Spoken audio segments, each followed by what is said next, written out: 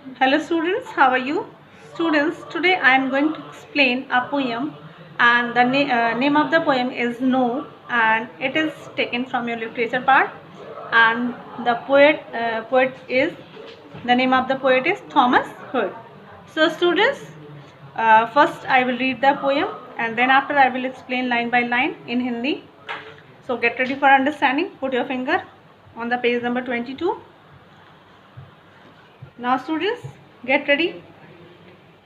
The name of the poem is No. No means nahi. And what is the poem? No sun, no moon. No morn, no noon. No dawn, no dusk. No proper time of day. No sky, no earthly wave. No distance looking blue. No road, no street, not other side the way. No end to any row, no indication where the crescent go. No top to any steeple, no recognitions of familiar people.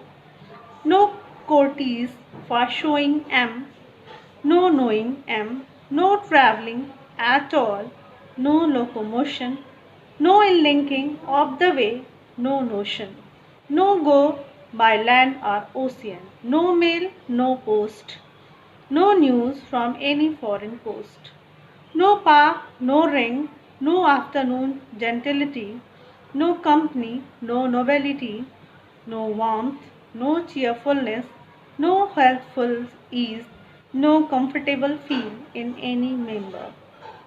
No shade, no shine, no butterflies, no bees, no fruits, no flowers, no leaves, no birds, November. Students, this poem uh, is written by Thomas Hood, and in this poem the Thomas Hood is explaining about the month of November, how the month of November in London, how the month is going so boring because the month of November is so foggy and is too cold, and everywhere only we can see the fogs and we cannot see anything. यानी कि London में जो नवंबर का महीना होता है वो बहुत ही फॉगी या फिर बहुत ठंडा होता है, जिस वजह से सारे जो लाइफ का जो ईज़ है वो डिस्टर्ब हो जाता है, सारी चीज़ें डिस्टर्ब होती हैं, और इसीलिए इसको नेगेटिव वे में इस पोएम को लिखा गया है। मीन्स नवंबर के महीने में लंदन में क्या होता है वो ये चीज़ यहाँ पे समझाया गया है। नो सन नो मून, यानी कि नवंबर में जो नवंबर का महीना है लंदन में न सन यानी कि सूरज नहीं निकलता, ना ही मून होता है, ना ही चंद्रमा होता है। नो मॉर्न नो नून, ना सुबह होती है ना ही दोपहर। No dawn no dusk, dawn मतलब सुबह, ना सुबह और ना ही शाम होती है, डस्क मतलब शाम। No proper time of day, यानी कि पूरे टाइम में, पूरे दिन में समय का दिन का कौन सा समय है वो पता नहीं चलता है। No sky no early wave, ना ही आसमान साफ दिखता है क्योंकि चारों तरफ धुंध, चारों तरफ कोहरा छाया रहता है। इस वजह से जो अर्थली यानी कि जो हमारा पृथ्वी जो हमें दिखता है, दूर दूर तक जो पृथ्वी दिखती है वो भी साफ नहीं दिखाई देता है।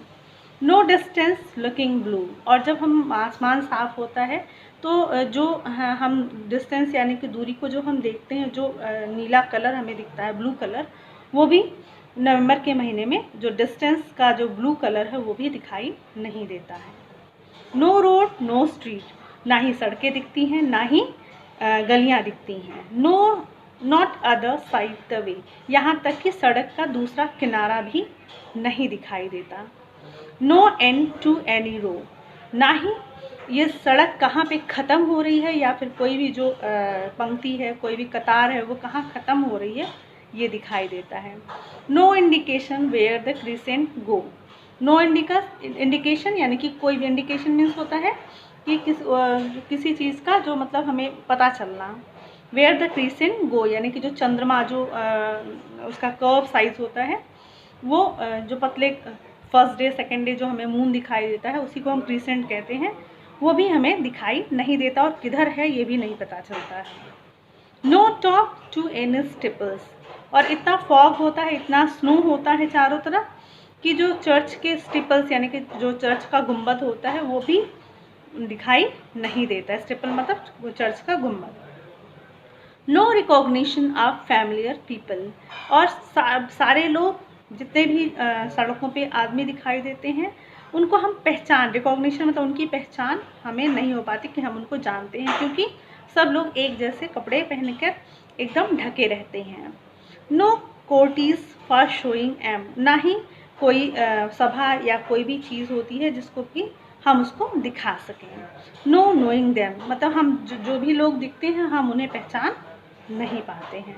No travelling at all, no locomotion, कोई भी, सब लोग, इतनी ठंड होती है सारे रास्ते बंद हो जाते हैं बर्फ़ की वजह से, फॉग की वजह से, इसलिए कोई भी कहीं इधर उधर यात्रा भी नहीं करता। नो लोकोमोशन, लोकोमोशन मतलब कोई भी मूवमेंट, यानी कि जो जीवन का हलचल दिनचर्या होती है, जो हम लोग इधर उधर जाते हैं वो भी बंद हो जाता है, कोई मूवमेंट नहीं होता है।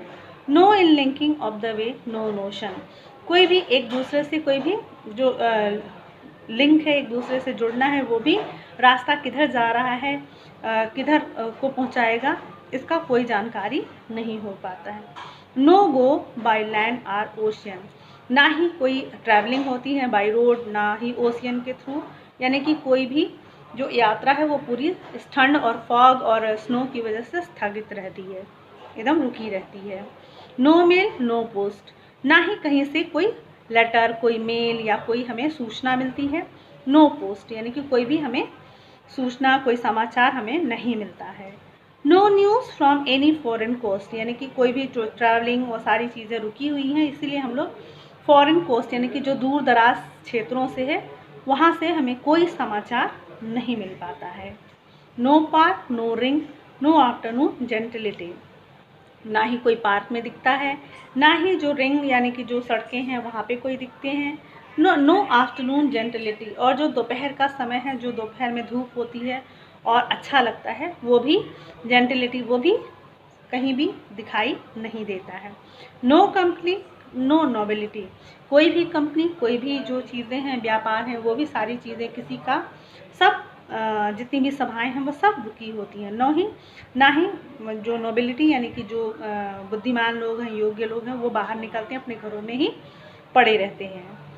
नो वार्मथ नो चेयरफुलनेस, कोई गर्मी नहीं होती है, बहुत ठंड पड़ती है।